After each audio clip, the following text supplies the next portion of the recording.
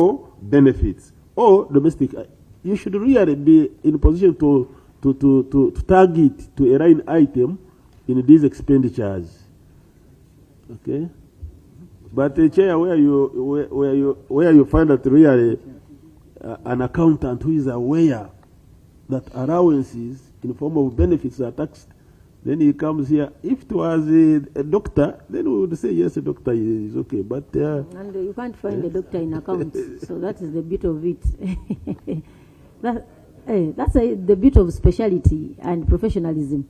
Yes, Honorable Wanda, as we conclude on that matter. Thank you. Madam Chair, as it stands, this money still has to be accounted for because the garnishing by URA does not affect the taxation of the allowances that is ought to have been taxed.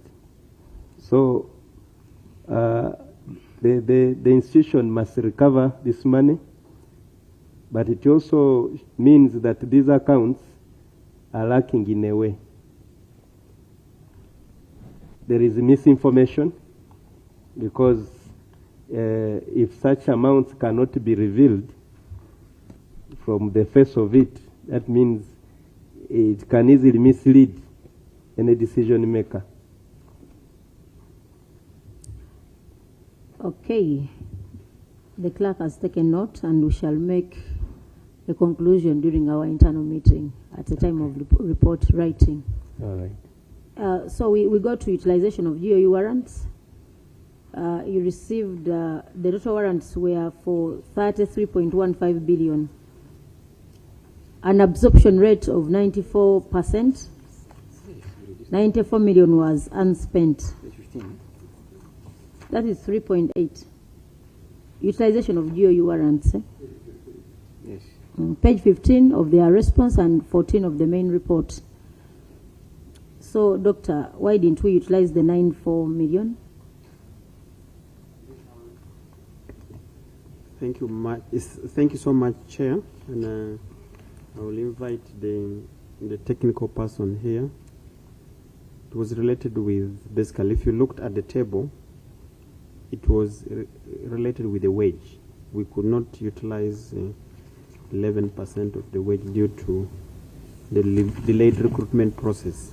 We need to get those details. Delayed recruitment. Which positions didn't we recruit in? Where was the delay? You know, we are with public service here, and most of you used to complain that you make submissions to public service and public services delays to do its part. So we need to know where was the delay. The HR is here. HR, please respond.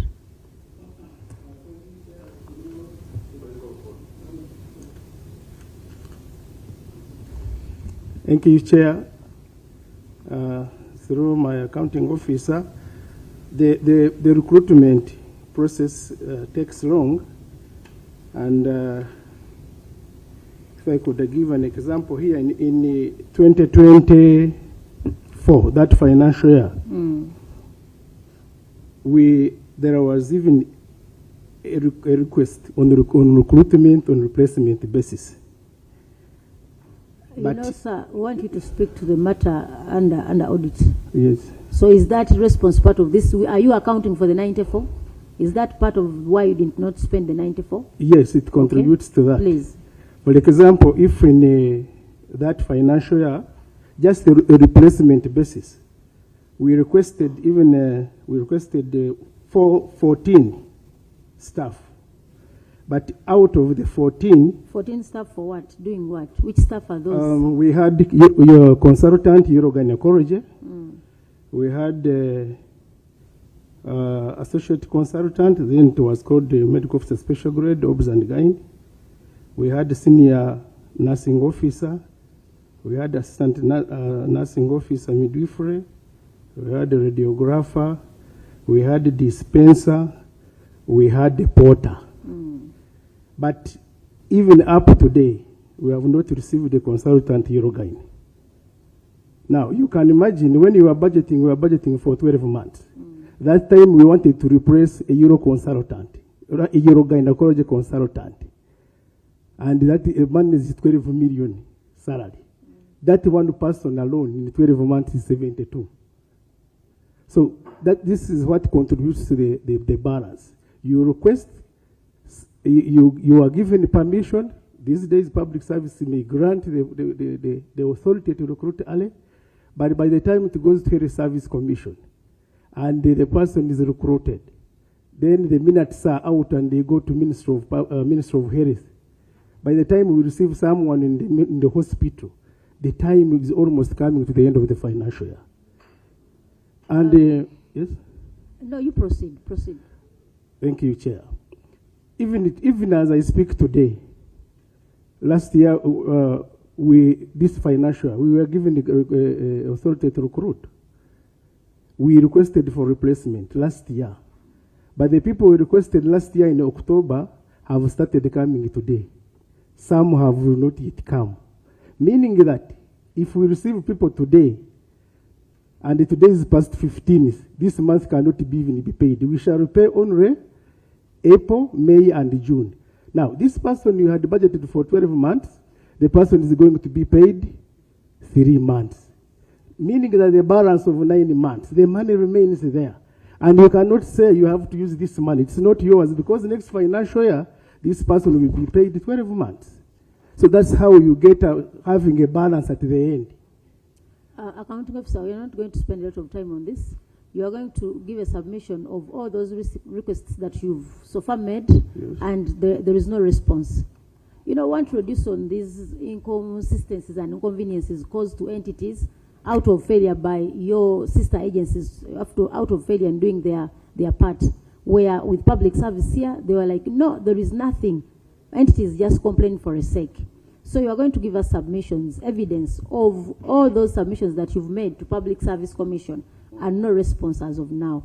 Because we are looking at challenges of understaffing, eh? Yeah. But even under circumstances where you've labored to staff, where you have the wage bill, you know, we've not gotten the staff in time. This is a disservice to our people. You see? We are talking about the neonates who are supposed to have a 1-to-1 nurse. They have a 1-to-6. Children die, patients die out of some of this, you know, negligence, inconsistency, reluctancy of some of our colleagues who occupy spaces somewhere else. So you are going to bring a submission of all those recruitments that you submitted to whoever you did. You see? Then we see how best to make a follow-up. The beauty with this, we interface with your sister agencies. So when they come here, some of these matters are raised, you know.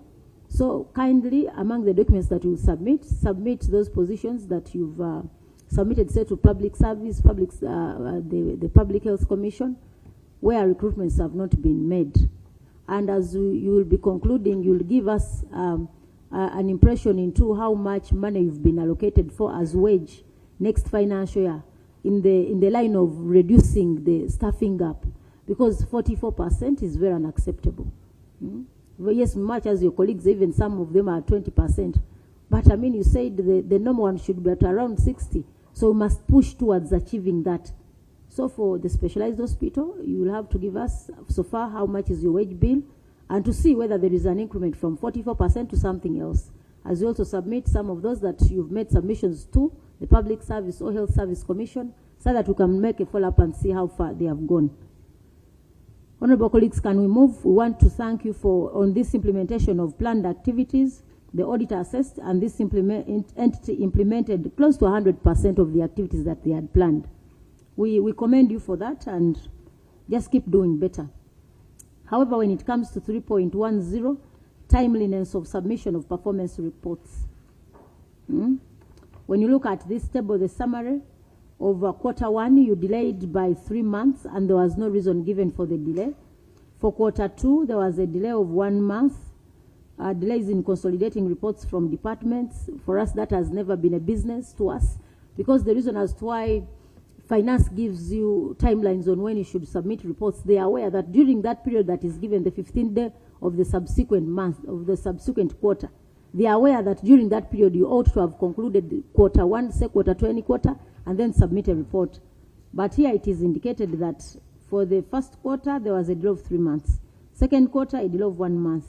Third quarter, you somehow tried, there was a delay of 9 days. But for the fourth quarter, you went to a delay of 28 days. Where is the problem? And do you know the impact of this? For me, if I was the PSST, you delay to submit a report for 3 months. I don't give you money for the second quarter. That is how our government would have been doing things. This delay, we don't give you money so that you can serve better. There's been a practice. We don't give you money. Honorable, you are off record. There has been a practice, but I don't know whether they have waived off that requirement. A delay of 3 months. With the former PSST. Is going to be so lenient to these people?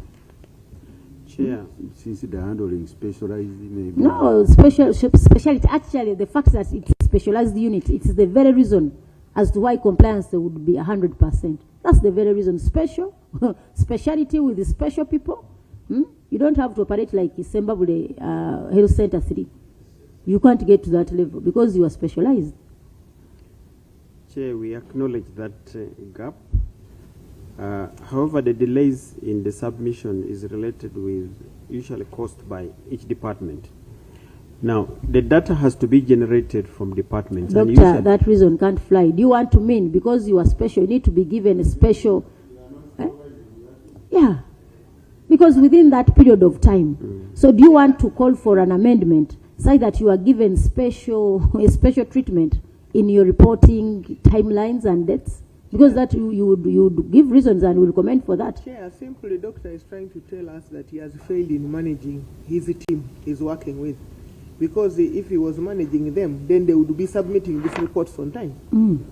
So for you to give us that explanation, it means it is you acknowledging failure. So doctor, you just have to take note of that, improve. This is very unacceptable. We're going to improve. Yeah. Monitoring and evaluation. The author noted that the hospital did not have an annualized M&E framework. This was almost in every entity. We were told the Prime Minister has been doing this on your behalf. I don't know whether the same applies to you, but for us we believe each entity must have its own M&E plan because that informs your planning within the entity. I don't know, what is your response on this? We have a plan.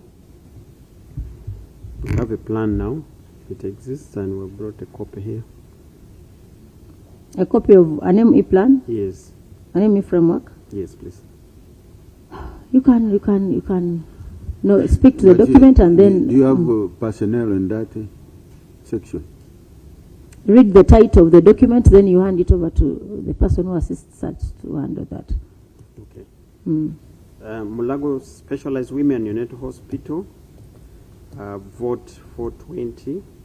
Another theme is a client-centered service with excellency. A center of excellency in specialized reproductive, maternal and neonatal and pediatric health care in Africa. M&E plan 2025-2026 to 2029-2030. I think that's an improvement on their part. But he was asking, do you have staff who handles other entities? Have told us they are now recruiting M&E staff. I don't know. We have an economist and a planner. We have 2 staff. So they're the ones handling that? Yeah. Together we supported with by PHA. That plan is very important for if you are to improve on service delivery within that sector. It also informs budgeting. Yeah, feedback is important. So we take note, honorable colleagues. We go to 3.12, shortfall in delivery of vaccines. Through the inspection of the immunization control books and health facility monthly utilization summaries, the auditor noted that there were shortfalls between what was ordered by the hospital and what was delivered to the hospital as shown below. Doctor, speak to these figures. Shortfalls of, for here you ordered for 300 BCG, you delivered is 0. How do you handle? How do you manage? Doctor, a center of excellence that receives these shortfalls, and what's the reason for receiving the shortfalls? Is it because of the inadequate budgeting? Where is the problem? Chair, the vaccines are provided by the government free of charge, and they are supplied by Kampala Capital City Authority. What we do as a hospital is to make the requests, and it is KCCA which does the supplies. Now, it depends on what is available in the stores in KCCA, that's what they will bring. However, if we have any shortfall, which they say that we are now giving, instead of 500, we are giving you 300. In the course of implementation, you discover that we are running low. We employ the redistribution policy, which is a policy of Ministry of Health, that you reach out to your sister agencies who have the vaccine. They are able to support you during that process.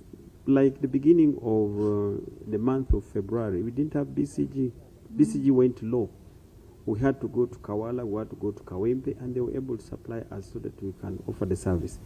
It is what is in the store at KCCA that dictates whatever we receive. But for me, I would think your planning would also, because, you know, there is a shortfall that is acceptable. But for you getting to zero delivery, I mean, there must be some kind of relationship between, because I don't think for you, you just sit at Mulago and plan to get these items in KCCA. KCCA must also give an impression into what they can afford to supply. Because you don't have to be a beggar. I had one of my colleagues here saying, you know, you must know how to negotiate for a budget. We don't negotiate for some of these things. Once a budget is done and finance approves it, these things must be given. Those things of learn how to humble yourself, how to kneel down, how to eat rats to get something, that version is pure and unacceptable in this kind of, you know. So we must have straightforward systems. If KCCA cannot afford some of these deliveries, during your planning, they must also have their own estimates on what they intend to have in the stores, so that it informs your planning. Otherwise, what happens if you plan to get 300 doses and you get 0? That means somebody somewhere will be underserved. I'll come to the hospital and you tell me, you know, BCG is not here, please go somewhere else. Yes, that is transport. Madam Chair. Madam Chair. Madam Chair. Madam Chair, do we have the tracking system too? How do they have feedbacks documented? Because I think, like you correctly said, I think that opens a window on having you say that, you know, you need this drug, but it's not here, go elsewhere. And that's why you find that need a bit of like the recommendations. It must be tracking, and this tracking should not be after time, to be continuous. Thank you. And then what happened to people actually whom you really prescribe for those drugs? Do you tell them to go and buy elsewhere? What happens? KCCA must know its capacity. During the time of planning, if they are aware that they can't achieve this, that you communicated, the better, so that you can plan what is literally appropriate for what they can afford to supply. Otherwise, you see items of 0. Out of 2,000 syringes, you are given 1,200. That's why we go to hospitals and they tell you to buy gloves. You see? You buy gloves, you buy syringes. So some of these things, you know, doctor, we should not promote begging. We shall not beg. That's why at times in Uganda people think having quality service is a favor. It has never been a favor. It's our duty and mandate to provide quality services to Ugandans. So somebody coming to a specialized, you know, and for you, you made it, you know, you lifted the standards and said super specialized. You know what super specialization means? Super specialized in everything. I can't buy gloves when I come to a super specialized hospital. So this leakage with the KCCA, let them chew what they can swallow. If they can't provide, let them give that indication to you of the capacity, so that you know how to plan better. Because for you to switch to go to another, just imagine a super specialized goes to Kawala. You keep knocking, move with the baskets. Please give us some BCG. If they don't have, what happens? You switch to another area. Somebody else, somebody who has come for the services, meanwhile waiting. So for me, I think we can, for purposes of improving on our planning and serving our people better, KCCA should give you an impression into what they can afford, so that you appropriately plan for what they can give and you improvise for where you can get these others.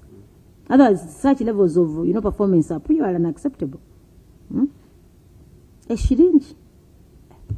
Honorable colleagues, we take note of these delays in delivery of vaccines. And the order notes that failure to provide the quantities of vaccines ordered may result into the disruptions. Not may, shall result. It's a must. If there is a discrepancy, at the end of the day, it must have a direct impact. Delayed disposal of expired medicines and sundries. You had the expired medicines close to 54.2 million, and you did not dispose them of. What are these expired drugs? Which are these, and why did you delay to dispose of? And the auditor indicates that there are delays that take how many years? There's something close to 10 years of disposal. You fail to dispose for 10 years. But you can respond as I look up for that, for where it was mentioned. Chair, thank you for that finding. Were not existence for 10 years, I think.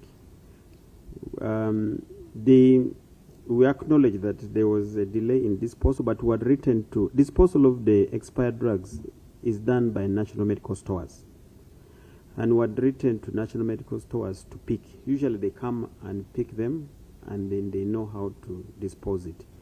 But during the time when the audit was done, the drugs were available, but the following, I think in October, the drugs were actually taken to national medical stores. Doctor, did you see the observation of the auditor? The auditor further observed that several batches of expired drugs and sundries had not been collected for proper disposal, despite some having expired several years ago, as far as 2001 and 2002. 2021, 2022, sorry. 2021, 2022. This audit was for 2024, 25. 25, yeah. These are so many years. And what is the impact of having some of these expired drugs left where in departments? Somebody, these may end up in somebody's handbag. They might be dispatched to somebody. They actually been taken. They have been. But this is a very bad practice. Yeah. Expired drugs should be off shelf, should be kept somewhere. Otherwise, you can injure people, not knowingly, but because of such the so-called small mistakes. It is people who advise us of how to keep medicines. So an expired drug scattered anywhere can cause problems. Chair, they are actually stored away from the main store. How shall we know? As long as they are not in the right place, collected together, they can end up somewhere. So the routine is simple. Let's monitor expired drugs and have them kept in the right places. Inadequate storage facilities for medicines and sundries. The auditor noted that the hospital lacked sufficient storage space for medicines and medical supplies, including vaccines, and the stores were crowded with some supplies on the floor instead of pallets as shown in the... How I wish these were colored.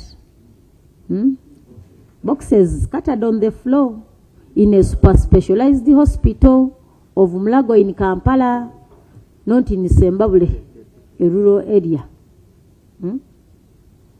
Chair, the time when the auditors came in, the drugs were just delivered in the what? In the store. You mean the auditor cannot differentiate?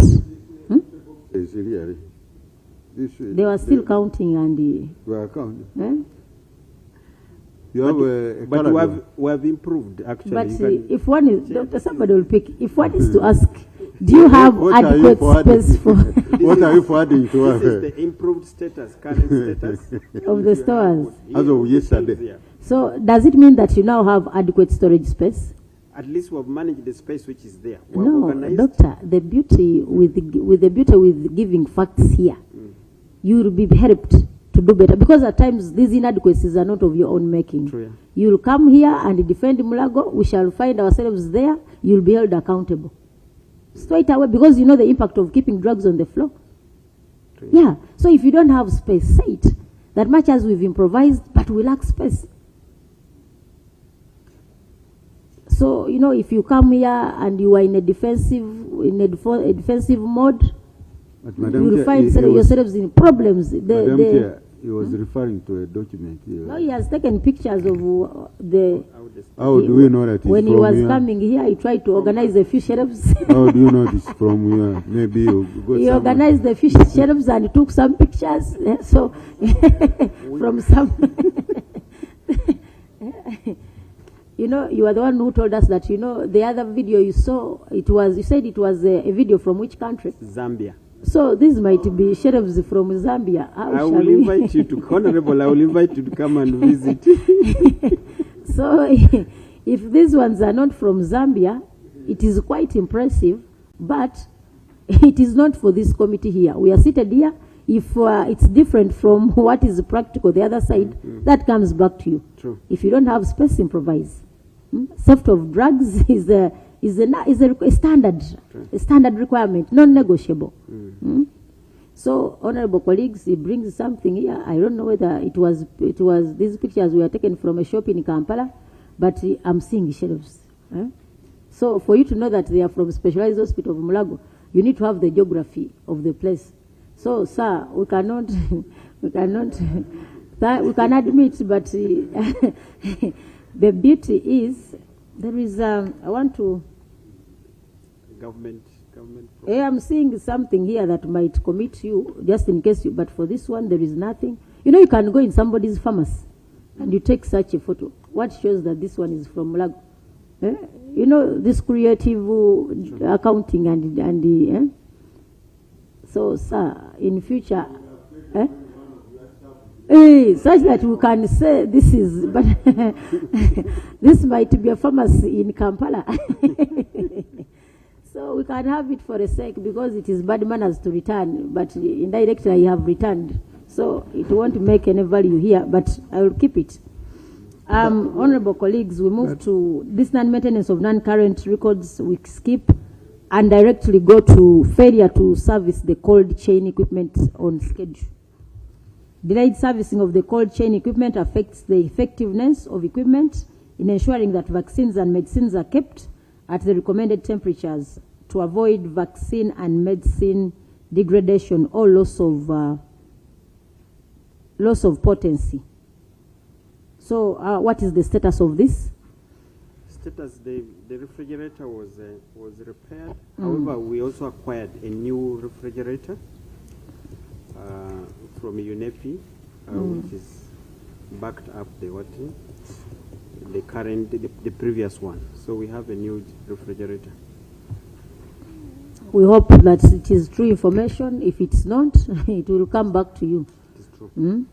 Then understaffing, we've spoken to this. However, we just want to take note that the auditor noted that out of the approved hospital structure of 971 positions, a total of 442 were filled.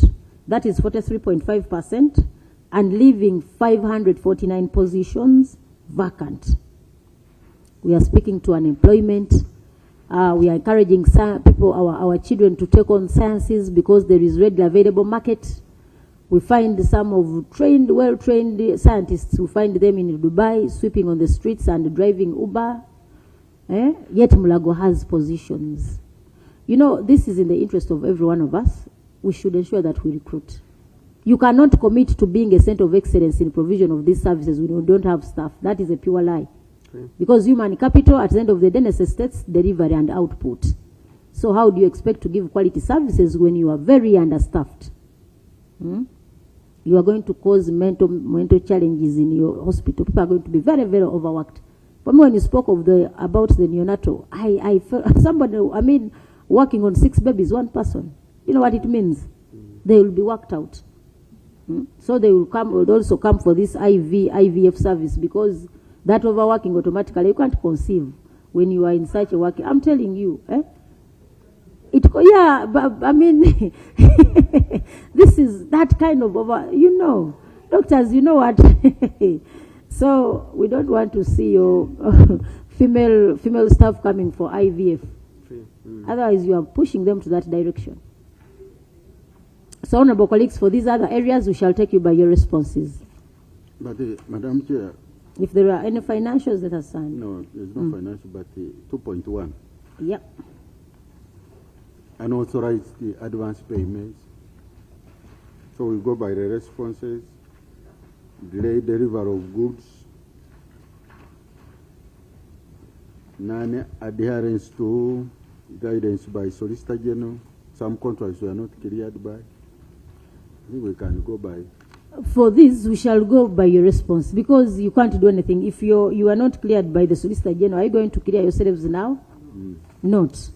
If you paid advances without clearance, it was against the law. It was against the law, and we shall recommend.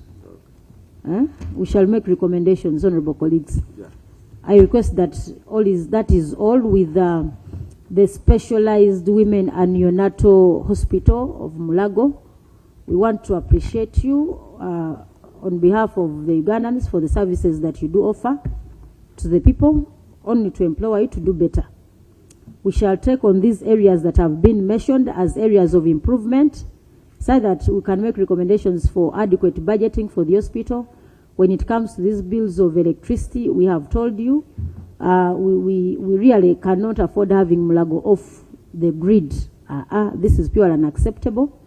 Then the issue of the surgeons and these babies that you take to Mulmengo, for those ones with the site challenges, we've also taken note. But most importantly is the issue of understaffing. But also, we cannot accept you to act for more than 6 months. Tell whoever is concerned, but we shall communicate to them that is unacceptable to have our colleagues act for more than 6 months. Have them confirmed. If you can't confirm them, have a substantive person to serve in that capacity. All advertise whichever is suitable and appropriate for the entity. But when it comes to making people act for that long, and as a public servant, that acting space, I don't know how it's handled on your, when it comes to your pensions and these others. But for me, I feel it's unfair and it's outside the law to act for more than 6 months. If there is anything to tell us as we close, please, you have a few minutes, accounting officer, so that we can have this session closed. Thank you so much, Chair and honorable members for the feedback. And as Mulago Specialized Women and Neonatal Hospital, we have a responsibility basically to the public, and we are there to offer the services as demanded by the public. And thank you that you have also helped us identify the critical areas which require some financial support. And we believe that as a government, if there is investment in these specific areas, including maintenance of equipment, we can even do much, much better to offer services to the public so that we can reduce the death of mothers, the death of babies, and also the referrals which continue going outside the country, that we serve the community effectively. We as a facility, I know we have been guided that we need to be aggressive in lobbying. We have tried our part. You don't have to be aggressive in any way. You do the proper planning and budgeting. Their duty is to provide aggressiveness and how. You want to go and kneel for them to give money. No aggressiveness in looking for the money. Once you plan, give your submission to finance, their duty is to commit and release the money. You can make a follow-up, but when we promote that kind of, kneel down, eat rats, that is unacceptable. So the aggressiveness is not from us. No. Once you budget, it's the duty of whoever is supposed to release the funds to do so. Thank you, Chair, for that guidance. And we're trying to follow up to finance on some of these areas, but also we're requesting your honorable chairs that you also support us in these areas. And some of the communication, I have it here, Chair, which I can give it to you. What's that? This is a communication to PSST requesting for additional funding as an entity so that we can provide better and quality services at Mulago Specialized Hospital, identifying what are the areas which are unfunded, which we believe can be able to support us in providing the services. So I could also give this so that, but we appreciate the guidance and the comments and the things which were to take home. We're going to work on them so that we don't end up with the similar queries going forward. Thank you. If one gave you an open check, what would be the most appropriate budget for the Women's Specialized Hospital for Mulago, for you to offer better services? What would be the adequate budget? We had requested for 58 billion as a hospital, Now we're thinking of introducing pediatric services for specialized that could be able to help us run the entity. So thank you, Doctor. Honorable colleagues, thank you. We continue to appreciate you for the services you render. It's in our interest to serve our people better. You know, we normally tell people you can't be in Mulago, then be a lawyer, then be in parliament. That means we need each other. We need each other's services. So once you occupy a space, give out your best. Because when you give a quality service, that means when you also go to somebody else, you will qualify for that. What you give is what you get. Meeting is adjourned. Honorable Angura should see off this team. We want to thank you. Janimas, as you go back to Mulago. What's the time? It's just midday. We can't give lunch this early. It is too early for you to take lunch. So we just we pray that you move faster to Mulago so that you can find the lunch. So Honorable Susan should see. Thanks for that correction. So Honorable Susan, see off our colleagues from the Women's Specialized Hospital. And as women, we extend our sincere appreciation for the services that you render to the women. Please.